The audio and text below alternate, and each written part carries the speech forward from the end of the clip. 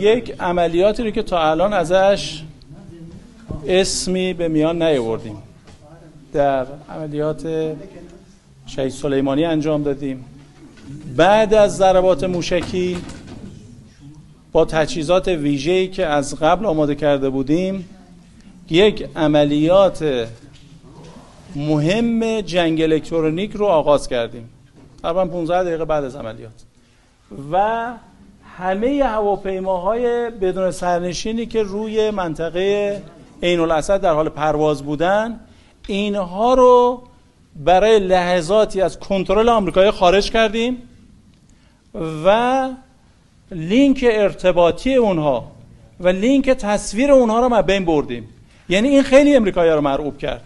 موقعی که این ضربات موشکی انجام شد، مهمترین به اصطلاح چیزی که احتیاج آمریکایی‌ها بود این که بفهمن چی شده، چه اتفاقی افتاده، میزان خسارت چیه، کجاها مورد ضربات موشکی قرار گرفته.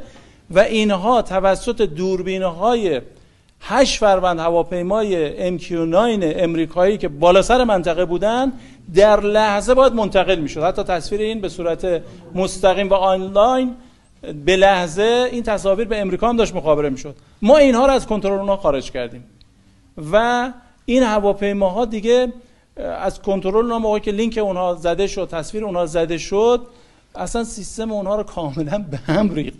یعنی اون چیزی که ما در صحنه، خود من نشسته بودم در مرکز کنترل فرماندهی، وضعیت رو داشتم می‌دیدم، به نظر میرسه که ضربه روحی که امریکایی‌ها و نظامیانشون که پای سیستم